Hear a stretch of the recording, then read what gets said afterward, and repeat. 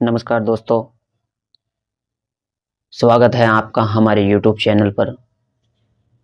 दोस्तों, आज की कहानी राजस्थान के उदयपुर के एक ऐसे गांव से है, ऐसे गांव से जुड़ी है जहां एक अमीर और एक सम्मानित परिवार धीरे धीरे बर्बादी की ओर चला गया। एक बाप जिसे लोग भगवान मानते थे, एक बेटा जो अपने पिता के लिए सब कुछ कुर्बान कर सकता था, और एक बहू जिसने लालच में आकर रिश्तों की सारी सीमाएं तोड़ दी।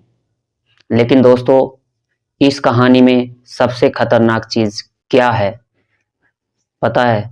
दुश्मन बाहर नहीं था, दुश्मन घर के अंदर ही था। और जब सच सामने आया तो पूरे गांव के होश उड़ गए। तो आखिर ऐसा क्या हुआ? कैसे खुशहाल परिवार बना एक खौफनाक राज की कहानी? जानने के लिए वीडियो को अंत तक जरूर देखें।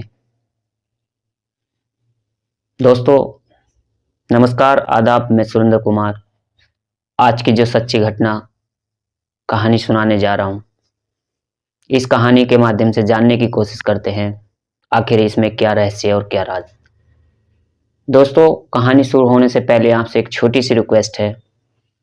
आपको सच्ची क्राइम स्टोरी वीडियो देखना पसंद है तो चैनल को अभी सब्सक्राइब कीजिए और वीडियो को लाइक कीजिए, क्योंकि आपके एक सब्सक्रिप्शन से हमारा मोटिवेशन बढ़ता है। क्योंकि यहाँ पर हर एक कहानी हकीकत है और हर एक घटना को कहानी के माध्यम से सुनाने की कोशिश करते हैं ताकि आप सचेत और सुरक्षित रहें। तो चलिए कहानी को शुरू करते हैं। उदयपुर के एक गांव में रहता था एक अमरपाल नाम का व्यक्ति। 26 एकड़ जमीन का मालिक, गांव का सबसे ताकतवर आदमी। लोग उसकी इज्जत करते थे क्योंकि वह जरूरतमंदों की मदद भी करता था। लेकिन पत्नी की मौत के बाद अमरपाल जो है पूरी तरह से बदल गया था। अब वह जो है गलत संगत में अब जो है वह गलत संगत में रहने लगा था और उसका व्यवहार धीरे धीरे बिगड़ने लगा। अमरपाल का एक बेटा जिसका नाम होता है रजनीश, बहुत ही मेहनती और सीधा साधा लड़का था। दिन रात खेतों में काम करता था, मेहनत करता था, घर को संभालता था। लेकिन पिता ने जो है उसे कभी भी प्यार नहीं दिया। रजनीश की शादी हुई एक लड़की जिसका नाम था पूनम। पूनम देखने में सुंदर थी, लेकिन अपने पति से जो है खुश नहीं थी। उसके मन में असंतोष था और धीरे धीरे लालच भी बढ़ने लगा। दोस्तों, समय आता है 2 जनवरी 2026। पूनम ने सोने का हार मांगा। रजनीश ने पिता से पैसे मांगे, लेकिन अमरपाल ने मना कर दिया। यही जो है कहानी में जो है दरार शुरू हो गई और पूनम ने समझ लिया कि घर में असली ताकत उसके पिता के पास ही नहीं बल्कि ससुर के पास है। और उसने एक गलत रास्ता चुन लिया।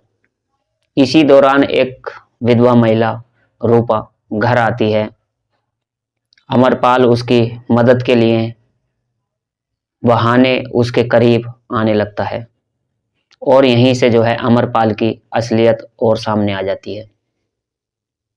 दोस्तों, जब धीरे धीरे पूनम अपने ससुर के करीब आने लगती है तो उसका जो व्यवहार था वो व्यवहार बदल जाता है और धीरे धीरे पति से दूर और ससुर की जो है नजदीकी बढ़ जाती है। घर के अंदर एक खतरनाक रिश्ता पनपने लगता है जिसकी किसी को भी कल्पना नहीं थी। अब पूनम की जो है हर एक इच्छा पूरी होने लगती है।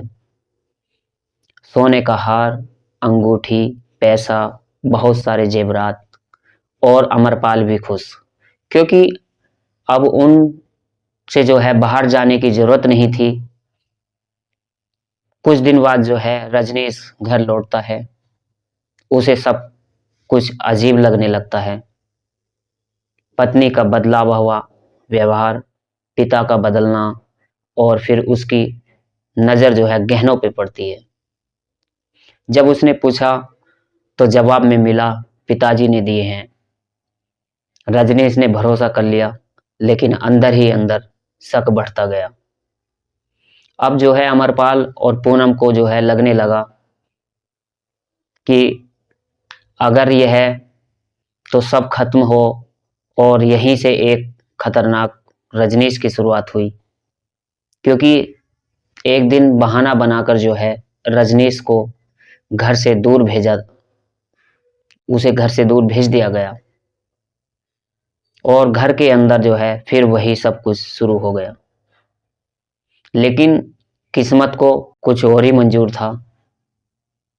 रजनीश को रास्ते में कुछ ऐसा पता चलता है कि जो उसकी दुनिया हिला देता है और धीरे धीरे सब बाहर आने लगता है। गांव में बातें फैलने लगी, लोग शक करने लगे और फिर एक दिन जो है पूरा सच धीरे धीरे सामने आ गया। एक बाप जिसने अपने बेटे का जो है भरोसा तोड़ा, एक बहू जिसने लालच में रिश्तों की मर्यादा खत्म कर दी, और एक बेटा जो सिर्फ भरोसे की कीमत पर भरोसे की कीमत को चुकाया। दोस्तों, रिश्ते खून से नहीं भरोसे से बनते हैं, और जब भरोसा टूटता है तो सबसे ज़्यादा दर्द वही देता है। तो इसलिए जो है कभी कभी लालच को अपने रिश्तों से बड़ा मत बनने दीजिए, क्योंकि लालच एक बहुत ही बुरी बला होती है। जो इसके चक्कर में आता है वो कहीं ना कहीं कहीं कभी भी एक गलत रास्ते पर पहुंच जाता है, और वो एक ऐसे रास्ते पर पहुंच जाता है जो कभी फिर एक अच्छाई की दुनिया में वापस नहीं होता। तो दोस्तों, इस पूरी कहानी का सुनाने का उद्देश्य किसी को परेशान करना नहीं है, किसी का दिल दुखाना नहीं, बल्कि आप लोगों को जागरूक और सचेत करना है। आप सुरक्षित रहें, अच्छे से रहें, अपने परिवार के साथ रहें। धन्यवाद। जय हिंद, जय भारत।